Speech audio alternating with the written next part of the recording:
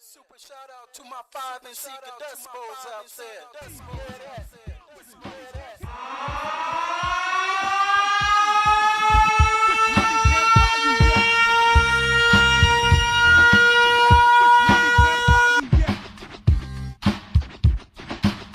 Which money can't buy you yet? But I'll add that gains no respect. Which money can't buy you yet? Thousands, both here and overseas. Thousands, both here and overseas. If you're soft, I say please, please. I'll add that. If you're soft, I say please. Ladies and gentlemen, you are listening to DJ JRK, aka Maestro, aka the Groovologist on 5 and C Radio. Say please, please. Door, here's your hat, coat, and mitt. 'Cause here we read the blueprint.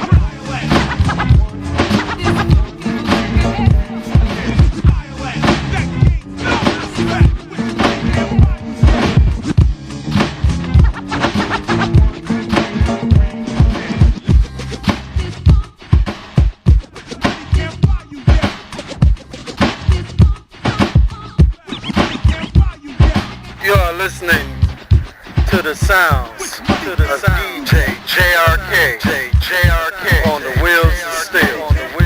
Peace.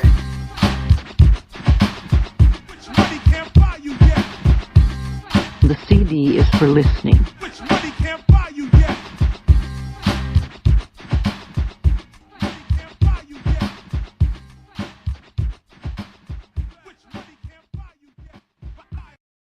Peace, everybody. This is DJ JRK, aka Lord Jaweed Jalim Allah, and you're listening to 5 and C Radio with our host, my man, 50 grand, Laurent Brilliant. Give him a shout out, Laurent.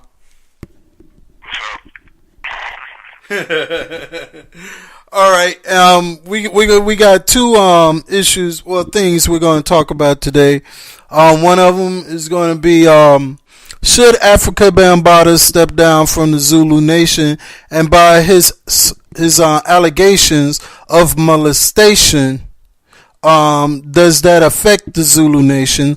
Along with our other subject matter is going to be about the passing of Prince, and not only that, but a lot of artists who passed away, whom contribute a lot, not just to the music industry, but to the United States culture and changing the scene on the whole. All right, we're going to start off with Africa Bambaataa. The Africa Bambaataa situation first. Now, there was this video saying TC Islam was saying he's been a standing member in the Zulu Nation, I guess, since its conception. And from his interview, he said, well, yeah, he would consider Africa Bambaataa one of his gay friends. Well, also, he was saying that, you know, when Africa was Bambaataa was around him, he never seen any, you know, gay acts or whatever. And Laurent here heard the same interview. What's your take on it, Laurent?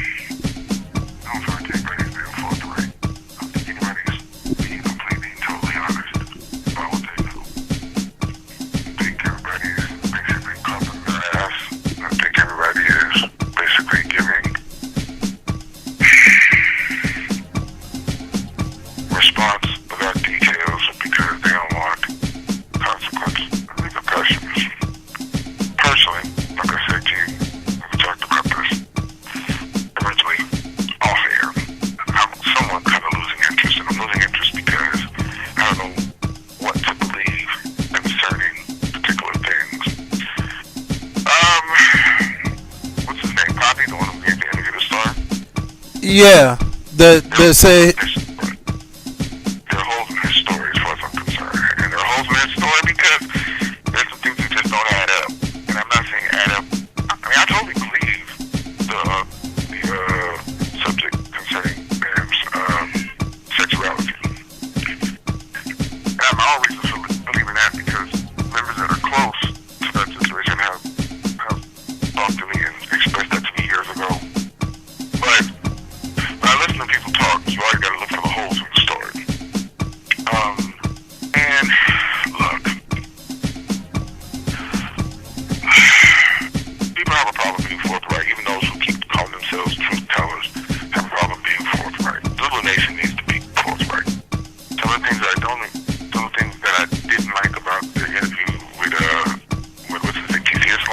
Yeah. Was the fact that he, first of all, said that the Zulu Nation has issues with him. He resigned from the Zulu Nation. The Zulu Nation has been basically calling him a death threat. Then he turned around and he said he wanted to say, though, that Africa Bambaataa was a good man and et cetera, et cetera. He's not. He has any no knowledge of these people threatening him. That knows who TC Islam. He knows. He knows. It's just people wanting to protect the people that they love. And sometimes we don't like for our heroes to have faults. So because we don't like for our heroes to have faults, either we go into denial or we basically form our own story about what it is we want to believe. I gotta be honest with you, man. What makes this look bad on the Zulu Nation is the continuous, ongoing cloud that nobody is clearing up. And nobody's clearing it up because nobody is willing to put themselves in jeopardy of having to deal with the zealots. Because zealots are going to come. And they are going to come for your head because zealots believe what they want to believe.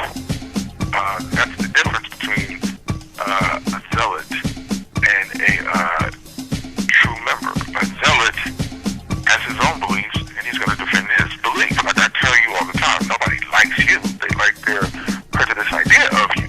And when that prejudiced idea is gone, so is the love. I don't know any of these people. I don't know Africa Bambaataa, never met him personally at all. I do know this. There's smoke, there's fire. And sometimes you have to determine what's smoke and what's steam.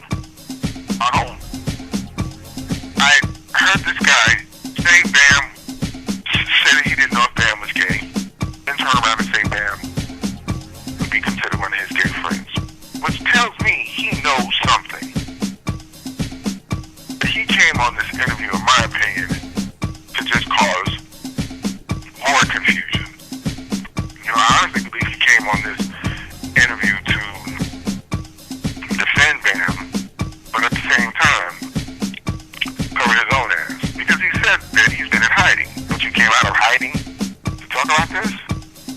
And then to give a bunch of ambiguous answers? I don't know. What's your take on it? Well, my take on it is this. Like you said, Star gave some straight up yes or no questions. And this guy was given, like you said, ambiguous answers. However, you could talk about the character of Bam, all right, but that's not answering. Did he molest? Have you seen him molest children? It's either yes or no, or have you seen him? Is he gay? Yes or no? You could say it would have been better if you would have said, all right, well, I think Bam's gay, but I never seen him molest children, but I think he's gay. I mean, that would have been even a more safe answer. What you think? Well, my thing is, but think about it in real life. Who of us in real life can really say any of our friends that we know are truly gay? Because I've never been around, I ain't never seen any of my friends have sex with the opposite or the same sex. So, I can't really say. However, I know what they represent. And I can only give my opinion. That's all you have to say was this is my opinion. But for you to say I'm close to everybody. Right. That's the thing that raised the eyebrow. All right, you're this close. You was around him all this time. So either you know something and you're not saying, or either, like you said, you're saying what you can and CYA. The language that bothered me about this whole interview was when he kept saying, I have no knowledge of. It's like, come on, stop trying to use protocol, or stop trying to speak in political terms. Just say, listen, I've been around this, and I know, yada, yada, yada, yada, yada. But see, what he's afraid of is this. And this is with all people who answer questions like this. He's afraid that somebody's going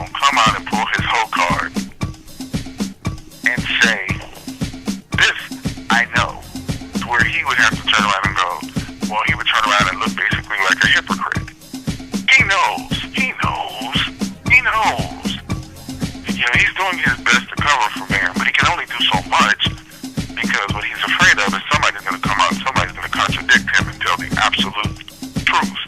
So he's walking the gray tightrope to where if he gets overwhelmingly against Bam, he can separate himself from it. But if he gets absolutely for Bam, and I'm speaking of in like public opinion or public facts that come out, or private facts rather, not even public. If private facts come out, he can always say, yeah, see, that's what I was saying. See, Now, my question to you: do you think this is going to affect people outlook on the Zulu Nation as a whole? of course it is. Of course it is. Because it's usually Africa Bambaataa and the Zulu Nation. Or every time you think of Zulu Nation, you think of what? Africa Bambaataa. What's the first law of nature? As above, So below. As above, so below. The most important part of a tree is what's underground, The roots. what's unseen. And people are going to associate this with the Zulu Nation because African Bambaataa is considered the shield of the Zulu Nation. And and most likely he been traveling under that for years ever since. Listen, too much is given, much is required. You can't on one hand use this as your promotional thing and then turn around and subscribe yourself from it and be like, discharge yourself from it and be like, listen, that has nothing to do with me. If you rolled with him when things were positive, roll with him when they're negative. There's nothing wrong with saying, listen, I didn't know that he was this way. But I'm about the Zulu Nation business and things of that nature, but be willing to stand there and take the hit. But this guy resigned from the Zulu Nation, and this guy is still trying to be ambiguous because this guy doesn't want to be called on what he's talking about. If I didn't know any better, I think this guy was just trying to promote. I don't know, but that's just me though, man. I'm a little skeptical about people's motives. I've seen in my time some people do some very weird things you would have never expected them to do. I mean, the guy can be the absolute complete tough guy, and then behind closed doors, who knows what he's doing? And he'd be like, wait a minute, I didn't even know he was like that. I mean, Could have been an upper echelon ritual. right. Or maybe not even upper echelon. Maybe not even upper echelon, just, a hidden principle. I mean, I hate that too. I hate that thought, but listen, only they know. But what they need to understand now is it's only a matter of time before everybody knows. Because the more and more that goes on, the more and more the truth is going to come out. The pieces of it are going to come together, whether they want to admit it or not. Because, again, like an old friend once told me, a secret's only a secret if one of the two people are dead. Hey. No. Now check this out. This is what's really deep about it. Okay. Now, what makes it bad is what's happening right now. Would you say reflect on the whole hip hop culture, or just on the Zulu Nation and their legacy of the hip hop culture? No. Listen, the majority of the hip hop culture right now, in current standings, don't even really. I hate to say this, but the majority of the young generation right now, the millennials, don't even know who African Bambaataa is. Don't even know who the Zulu Nation is. Really don't have any issue with the Zulu Nation because their concept of hip hop is different than ours. To them, it's barely a culture. They couldn't name 2 Soul Sonic Force songs. But again, like I said, it seems to be that when you have closed off brotherhoods or orders like this, there's always something going on at the top weird and stranger than fiction. It just seems to always be that way. There's always some secrets that's being held. The truth is often stranger. Yeah, I was about to say that. The truth is always stranger than fiction. You'd be surprised at how some things turn out, and it turns out that way. And really, to be honest with you, well, let me just throw this in real quick. When I watch a lot of Ice Cube's movies, Friday, Next Friday, things of that nature, it seems to me that is, or even Barbershop, it seems to me that that's his theme. That somehow it'll always work out. Somehow the strangest things always seem to work out. And he's right. It does. Sometimes you just don't expect for it to work out to that degree, and it does. Something that you would never think about somebody, you find out about it and you go, really? So, I mean, I was told a long time ago that Bam was gay. That's not the crime. The crime is the allegations that are being put on him. And I think that more of the disservice in the situation is the fact that the people that are coming out are all making this more of a scandal. I mean, shit, this is starting to turn into the Real Housewives of the Zulu Nation. Oh, wow. It is. It really is. I mean, everybody's talking, but Bam. But then, remember that one interview we heard when dude, who the third person who came out against him and was a member of the Zulu Nation, and I think is no longer a member of the Zulu Nation. He said when he went to jail, then he got out, then he came to check it. Then he went by Bam's house and all this and all that. Still in the Zulu Nation, still talking about this. Say again? How come all the people that are still members of the Zulu Nation are not talking about this? But you know what's even more deep is when dude was like, well, yeah, I can't, I was sitting down in Bam's living room and he pulled out this, the Book of Penises. Yeah. So what? So I'm like, now, dude, you're there, but you sitting up there looking at a book of Polaroid penises. What does that say about your character? Part of that interview, part of that got me, not even so much just that. It was this. Anytime somebody says, I ain't gonna lie, it makes me say, so what, you've been lying? Right. Well, to tell the truth, so what you was telling me all along? Or when you say, I ain't even gonna lie, or I can't lie, it tells me, well, wait a minute, so you were willing to lie prior to this, so basically you tell me I can't trust half of what you're saying. All these people that are coming on are trying to come to their ass, but what I'm trying to figure out is why none of the members right now of the Zulu Nation are coming out speaking. Why the people who are supposedly supporting him are not coming out and speaking? Because they don't have a confidentiality clause put on them. Seriously, they don't. Anybody can come out and say, listen, this is BS. These guys are trying to get some notoriety or trying to get money out of this situation. But my question is, okay, I never knew the Zulu Nation itself was making loot like that. I mean, to offer a dude, what, 50,000? The hush? I mean, well, not the Zulu Nation, Africa Bambaataa. We don't know if that's the truth. That's his allegation. I don't even know about all of that. That don't even concern me. What concerns me is who's telling the truth. Because in this situation, I mean, the accusation is not supposed Bam being gay. That accusation don't even faze me.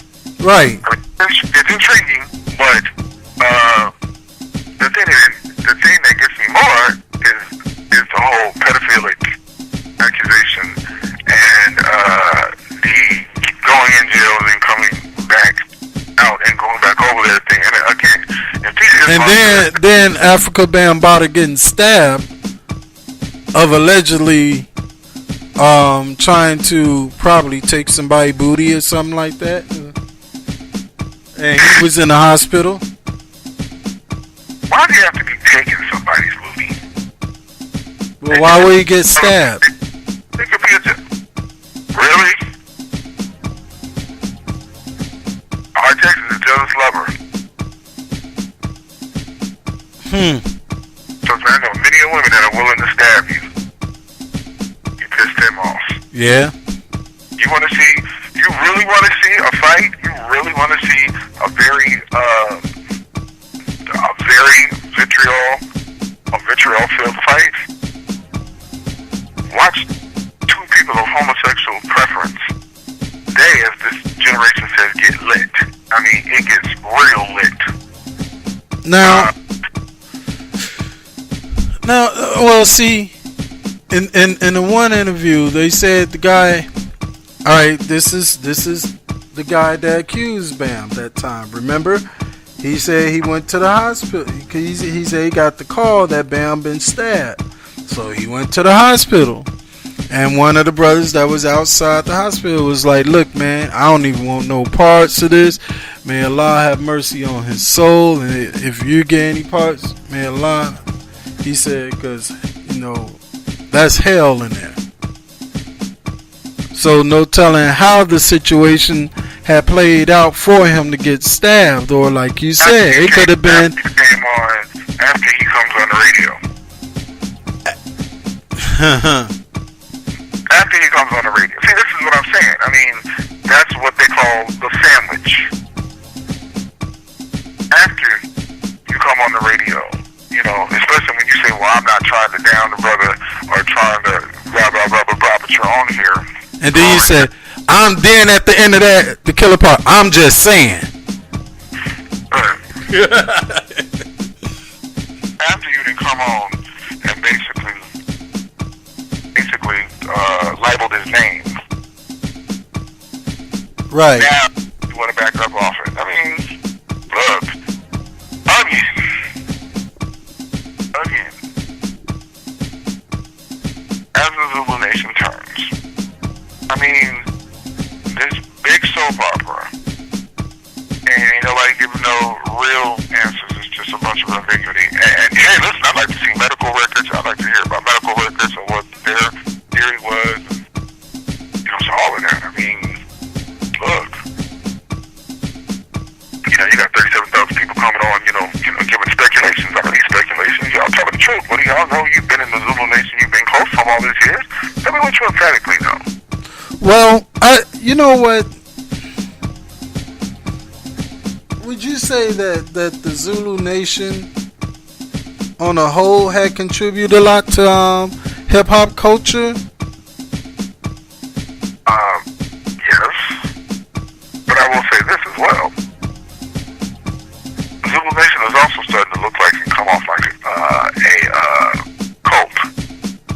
And I'm going to tell you, talking about raising eyebrows, let me tell you what raised my eyebrow. The raised my eyebrow was the way they treated Kool Herc. When someone said that Kool Herc made the statement that he is the founding father of hip hop.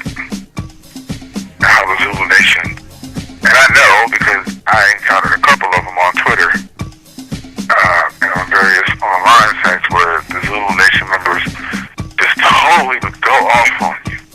They would just totally go off on you and would really have no evidence of what they're speaking about. They would just go off on you and threaten you and be like, we built this empire, we built hip hop, and et cetera, et cetera, et cetera. And one person said when they made they put up a Twitter post that I guess circulated to the rest of the Zulu Nation. Kool Herc has disrespected us as a whole, and he must pay. He must be made to pay. Yeah, that's what they say. He must be made to pay for his words and actions. And I'm saying to myself, now how is that? Please explain to me how you plan on making him pay. Zealots, man. See, this is what zealots do, though. But see, what's even more crazy about that is because Kool Herc was doing his thing. You know what I'm saying? And oh boy. But if that's the case, then why don't they go off on the cats that's from Brooklyn and from Queens and shit? You know, the cats that say that they contribute to hip hop and this, that, and the third, like the Disco Twins and all them. Then they don't believe anybody's paying attention to those cats. That's why, because they don't believe those cats hold any water. But Cool Herc holds water. That's all, because Cool Herc holds water. Well, would you say it's the zealots are the ones that are those cats that probably really don't know Okay, let me say two things. the culture? No, attitude reflects leadership, first of all. But number two, remember what Malcolm X said about the Nation of Islam? He said it's the best organization ever created for the black man. It's niggas that mess it up. Anything. It's the niggas that mess it up. It's the pawns, the peons that mess it up. The zealots. The people who have something to prove. You see how hip-hop is today with all these little, rap stars, and they always got some yes man around them that's willing to attack you for them, to show them how much they love them. And it ain't even really a true situation. They just come after you because they're doing what they felt is going to get stripes. But you don't think the top half of the nation knows? Yeah, they know. But this is what they feel like they've earned. They've earned the ability to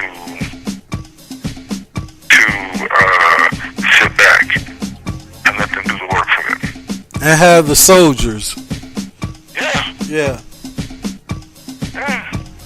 Yeah. I mean,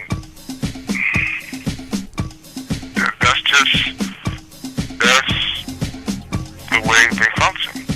But I want to hear from the Zulu Nation members that are still part of the nation. I want to hear from the people that are emphatically down with them. Just say, listen, these are full of shit. And I'm going to tell you why. Not somebody that's going to be like, I have no knowledge of that.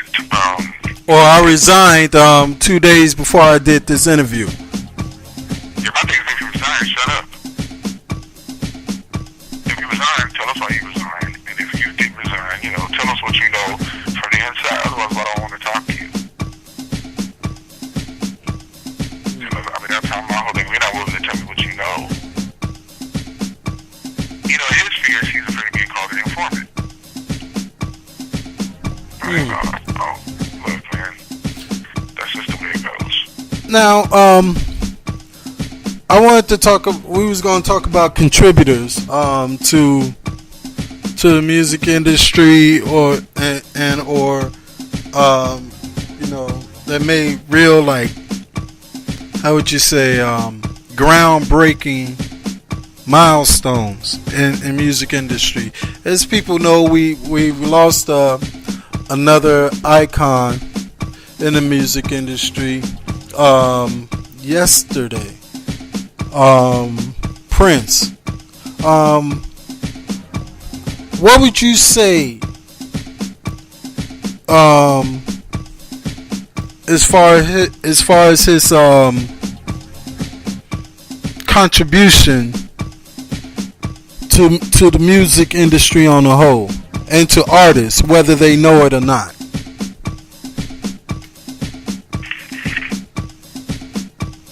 Well. But before we get into that,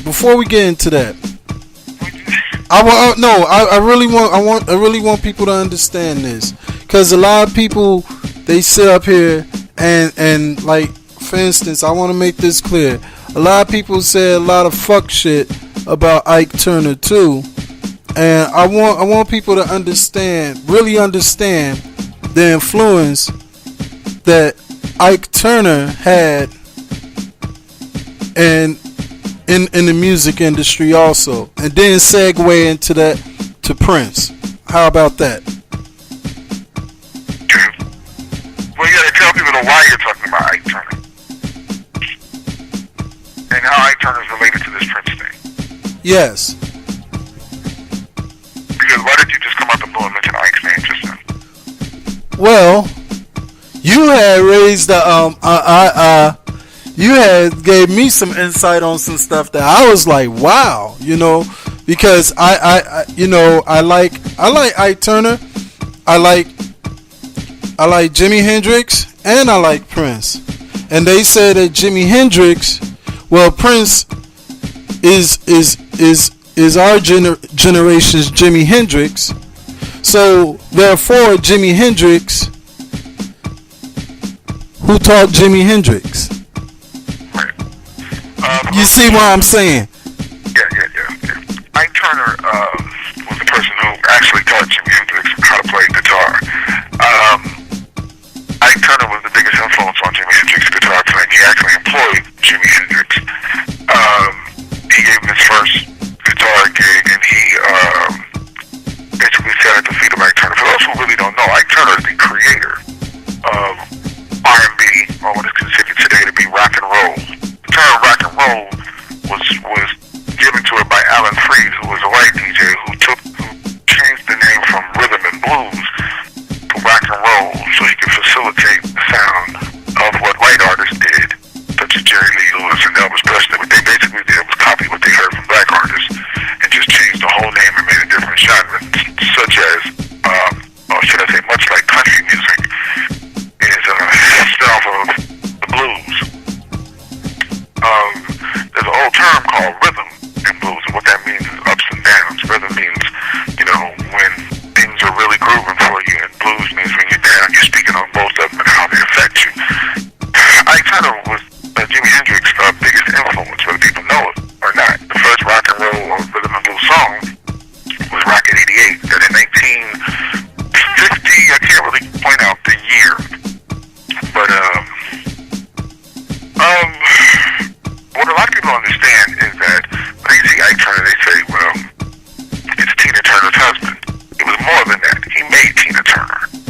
He shaped her into who she was, and he shaped music into what it was. And a lot of people have the wrong idea of Ike Turner because Disney took on that project and gave Tina Turner the leeway to basically say what she wanted to say and add some things to it that weren't true. Now, how does that go down to Jimi Hendrix and Prince? I explain to you the Jimi Hendrix side. The Prince thing is this. Prince did, and people give Prince a lot of credit for basically introducing the website, internet game to the public. But Ike Turner did it first. Ike Turner was fighting for his own rights a long time ago for the music. And he did it because he said that he was tired of seeing artists like Solomon Burke get ripped off, Lee Price and people like that get ripped off being songwriters. And one of the problems that he had with people like Phil Spector was that Phil Spector would use artists. He would go and poach artists from different people and basically undermine black groups and put his name and take credit for a lot of what it is that he didn't do.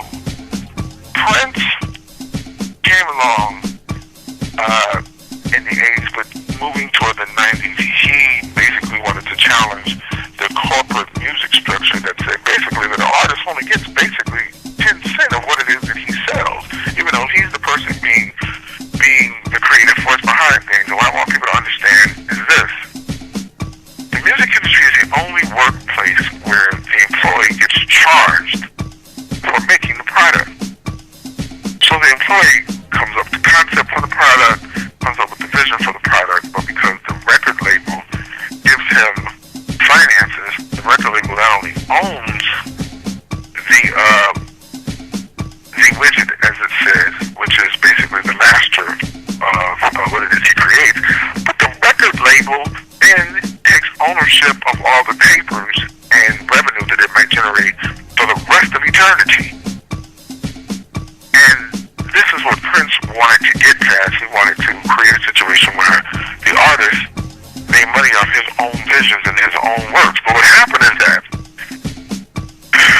you have other artists such as Metallica who fought, and wait, let me give credit to Chuck D too, because Chuck D was one of those major people who originally was fighting the corporate structure. But Metallica fought everybody from Napster to Chuck D And they never really got into it with Prince, but Prince was really struggling with his own record company on really having rights to his own music. So you're trying to think this man has, I don't know how many years of music, and he was under what is called in the music industry a rape or slave contract. I mean, that's an actual term where the artist basically doesn't even like recoup a basic balance of what it is that he's owed because they gave him an advance or such a big advance in the beginning. High Five was another victim of that. The R&B group from the 90s.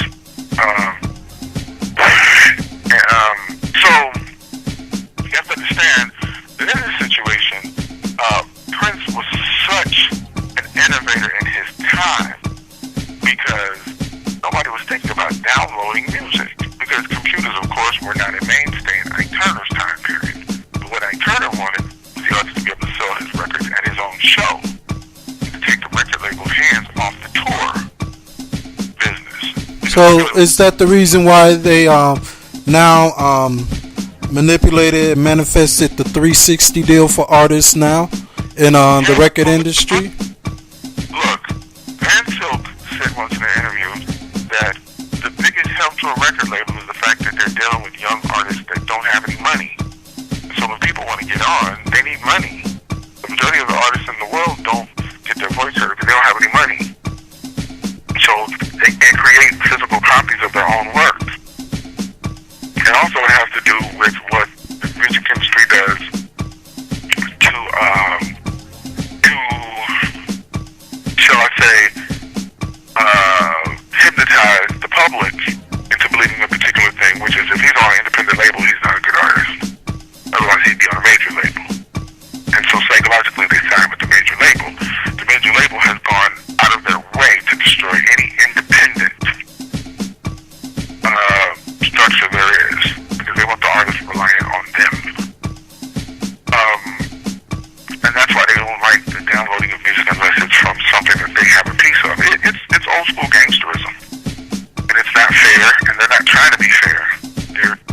Look, there's really only 3 labels anyway.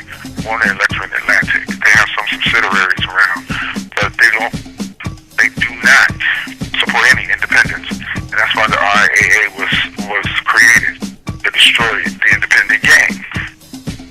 They don't want the artist to have the ability to function on his own and sell his own music. Because if that's the case, that's watering down what they can have as profit. So that's pretty much what it comes down to. With people like Prince, and Prince was struggling. He was fighting for his own masters. And to be honest with you, this is what Sony had a problem with concerning Michael Jackson. They sold Michael Jackson damn near half of the music industry and publishing, not understanding that he knew what he was doing. And so when the selected titles that he chose to buy started becoming real fruitful, they went, wait a minute, we're losing money here. But dig this also. When they didn't want to promote or back him as far as his Invincible album. So if they didn't back him and stuff, who got all the money from that? He did, right? So now, then that's when they say, okay, well, since he made all this money from the Invincible album, they decided not to renew his contract. So that made him a free agent, right? And so that's when he went overseas and was going to start the record label in Bahrain, but he never inked it. But on the down low at the same time, he was over there in Ireland making an album with will.i.am, and will.i.am helped produce this album. So when that album that he produced over there in Ireland came out and went diamond in Europe, the record companies in the United States got upset with that. A lot of people probably don't even know that. So, because because he wasn't signed to a label no more here in the States, so he had the ability to go anywhere and do an independent deal, right? Okay. Okay. Yeah, I just want to add that in as a side note. Two things. One, the record labels that are in existence right now, major corporations are trying cleverly to end one thing, and I'm gonna tell you what it is. What's that? Numb diplomas. What was that? Numb diplomas. Oh. They want to end the artist's ability to record under another name. And anybody who's familiar with hip hop knows that the person who has run wicked and wild with that has been Cool Keith. Record labels want to tell artists, not only can you not record under this name anymore, you can't record under another name either. Now that's slavery. Because they're trying to own what? How they say? They want to own everything. The image and likeness. That's the phrase they use, term they use, right? They own everything, even creative license. They want to own that. But watch this. The biggest right now scandal that's going on right now in music that I'm surprised that not very many people have even heard about is this. The conflict that is going on, and it's a powder keg. Watch, mark my word, it's going to blow up. Between Rihanna and Jay-Z. Whoa. What's going on there? Jay-Z has established an artist-friendly site for selling their music, and it's called Tidal. Right? Rihanna owns 16% of that. Ooh. Now, Rihanna has now had a problem with Tidal because she says that Tidal was dishonest about some things concerning her album. And she has now told the public, do not buy anything from Tidal. Do not buy anything from Tidal. Tidal is basically shady. So she owns 16% of this company. She's now telling people, don't buy anything from this company. Yes, I own 16% of it, but don't buy anything from this company. They're shady. Well, wouldn't that affect her in the long run? She doesn't care. Doesn't care. I mean, it's only affecting her like that financially because she's locked into it, contract-wise. But, she didn't know that when she signed the contract with him or she bought part of his business. Again, the whole struggle again is for artists to have, the reason that Jay-Z first of all established it is because, people like iTunes and people like that take percentages of the artist's money when they distribute things through them. I think it's a pretty fair amount, but I'm all for artists getting the money from their own situations.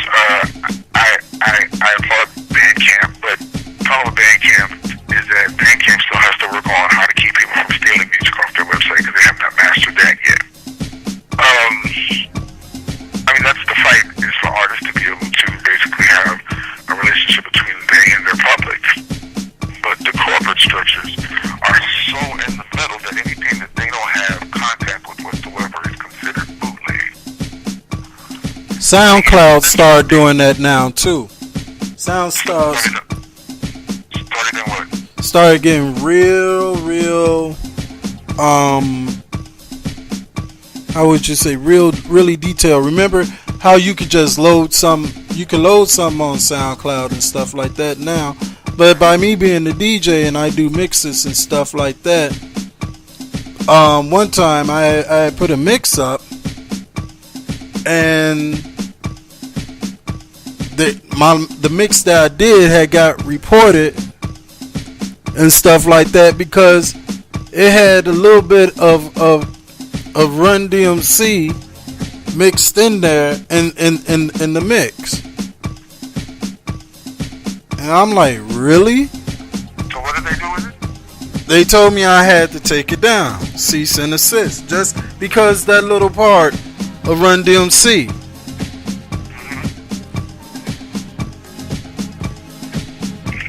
Money speaks, man. When people are paid by the corporate structure to do things, and you ain't got no money, they gonna side with who has the money. And I laugh at people who always talk about they're for the artist and worry about the art and et cetera, but then they bend to the money of the corporate structures to get theirs. I mean, YouTube is going that way too. I don't know where the hell all these damn commercials came from. All of them. Oh man, and dig this though. with the and even with live, because people could live stream and make money on YouTube, but yet and still the way they say do that, right? You can get sponsors, you can get these people to sponsor you, this and that and the other, and that's how they're making their money now. The problem with entertainment already right now, even when I watch television, I count. Every time I watch a television show, there are 12 commercials in between segments. 12! And the average... Alright, 12 commercials between each segment. Each segment lasts for how long? Maybe 5 to 7 minutes. Alright, and now without the commercials, then how long would the show last about? Probably getting 8 to 10 minutes of the show, if that. But it's because the corporate structure has all the way to impute commercials in the middle of everything. You know, they could really do this. They could really, create a channel with just commercials. And you can just go to look at the advertisement of commercials, but they don't want to do that. And the thing that bothers me... They did do that once. Well, but the thing that bothers me about this consistently is this. YouTube is supposed to be about the artist. It's supposed to be about the public's ability to communicate with each other. That's why it's called YouTube. Because it's your tube. It's your television. Right. You choose what you want to watch. Commercials that I didn't ask for. This is the reason why we go to YouTube. Because I don't want the damn commercials. And yet... And even if you load something up. Right. They put the commercials in on it. It's again because... Same with Blog Talk. It's everything to do with money. With everything, because corporate structures have endless amounts of money and are able to affect people in that manner. And it's chemical versus natural, always. You know what I think that's going to be happening in the future pretty soon? What's the name? Facebook. They're gonna get into the live stream game too. I think they really gonna get into the live stream game. That's what I think. Cause YouTube and stuff like that, they're gonna be like, oh yeah, they're gonna try to get into the live stream game. Cause that's where everything is somewhat moving towards. You could go and see a concert, a live stream concert on YouTube. You see what I'm saying? And they get paid, but see, you could pay for that. And also, like if you want to buy, like for instance, like with movies and stuff, you could buy movies and watch the movie right there. Oh, you don't even have to buy the movie. You can just live stream it, period. I mean, listen. Right. Again, I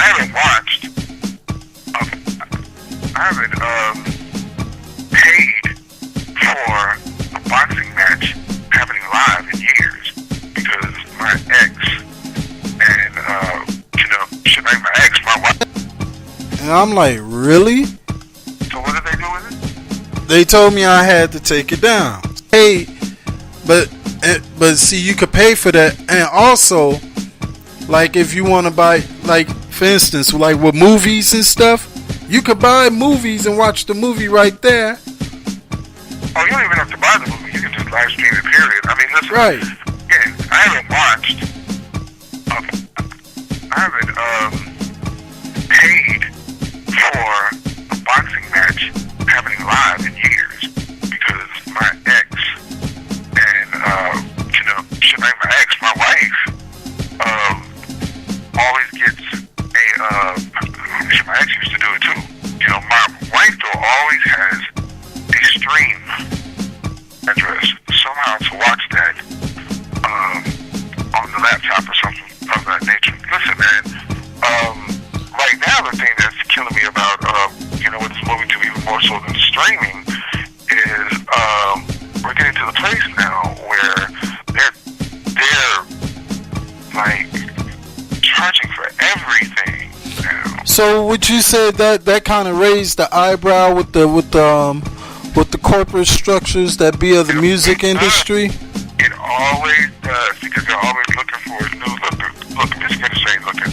The corporate structure ain't looking to innovate anything or to create anything. They're looking to steal. Whatever you got, we can take, because you got the money to influence the people that are supporting you. And he had money to take it from you.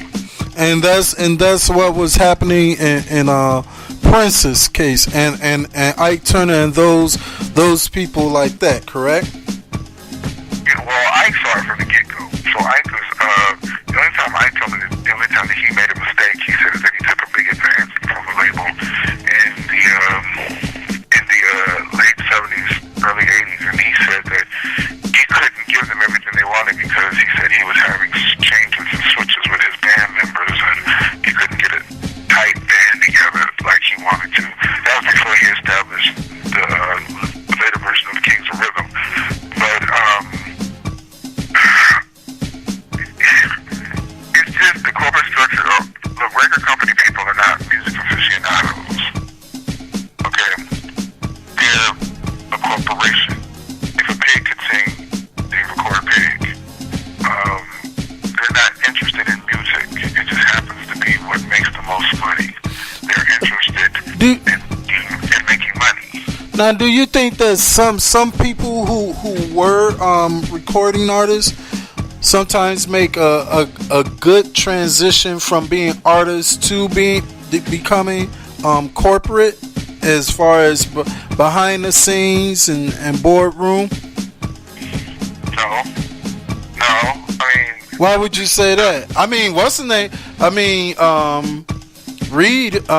He made a good transition of that. who? L.A. Reid. L.A. Reid was a drummer. But he was still a recording artist, though. You understand what I'm saying? He recorded. He had a funk band back in the I think it was the late 60s, early 70s. What was the name of the funk band? I can't think of it right offhand. You see what I'm saying? You see? I mean, you can name that he had a funk band. I mean, Joe Jackson had a band. Back in the day, they were called the Falcons. But when I asked you what L.A. Reid's band was, you pretty much can't remember the band. Right. What he's famous for is mostly being the executive. He was a drummer with the deal, but everybody sees Babyface as the face of that. Babyface, Harlow, people like that. No, this was before Babyface.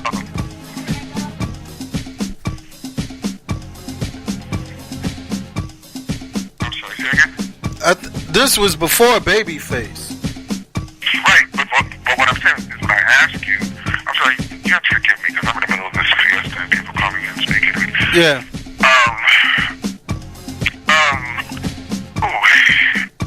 Again, but it's what people are known for.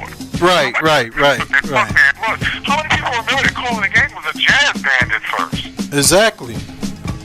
And so what I'm saying is that people who, listen, here's a perfect example of how to put it.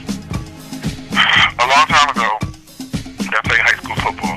I was very good at high school football.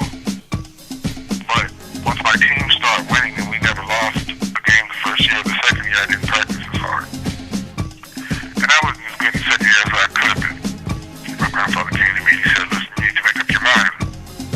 Either you're going to be a rock star or you're going to be a football player. You can't do both. You have to commit to one. You know, either you're going to be popular and not go to practice and all of that, or you're going to be committed to football.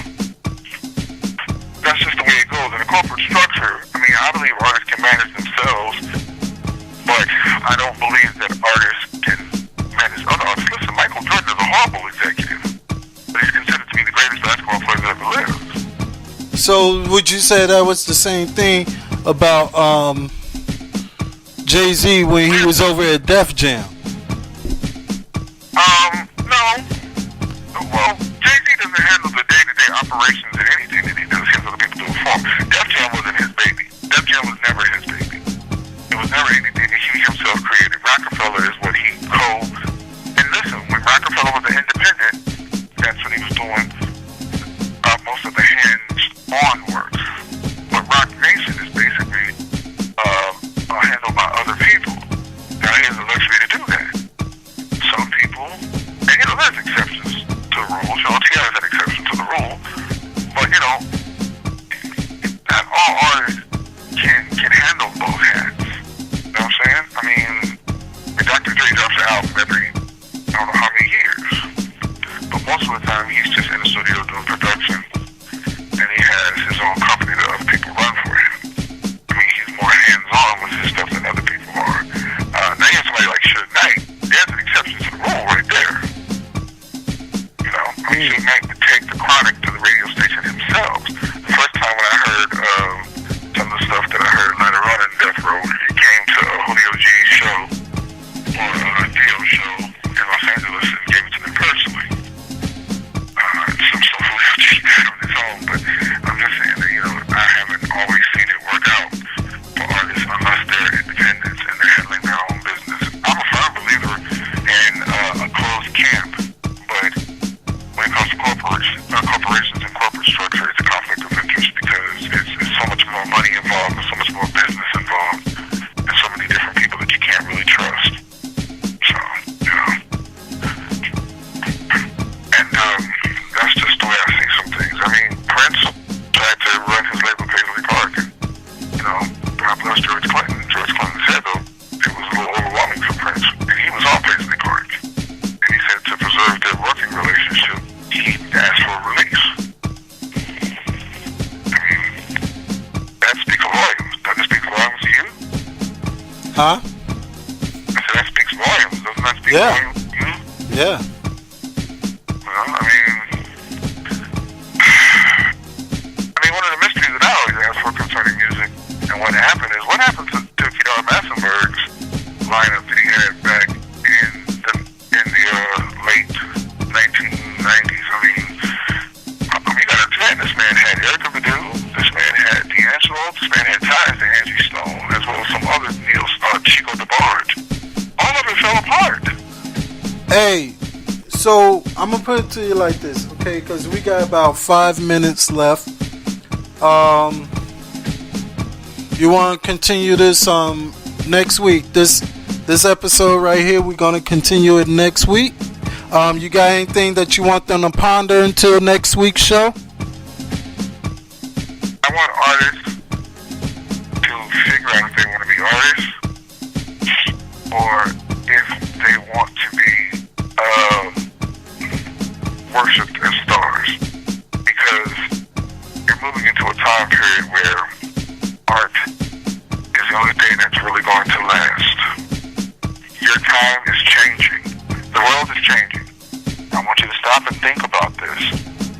In the time period of living, especially in my time period, we've lost Donny Hathaway, Bob Marley, Michael Jackson, Prince, Whitney Houston, James Brown, Ike Turner. Now listen. I want people to realize this.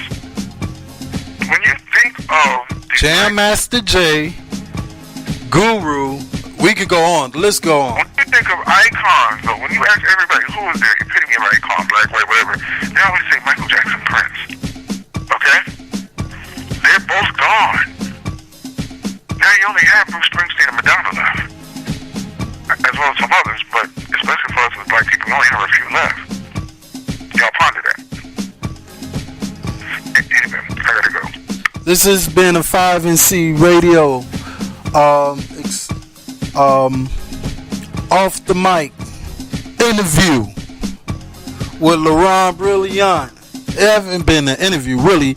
It's just been a radio show that we decided to do because we got like that because we 5NC. So you will hear more of this show next week. So tune in and check out the show on YouTube. And also check out our shows, 5NC Roundtable Rapping with DJ JRK. Alright? Peace.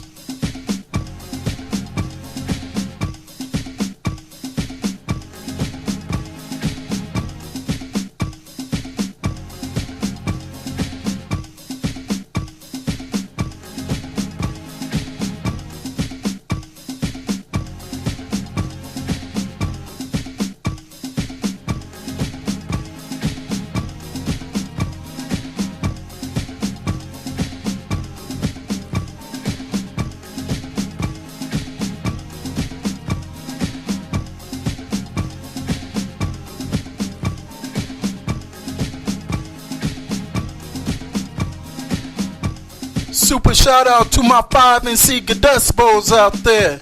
Yeah, that.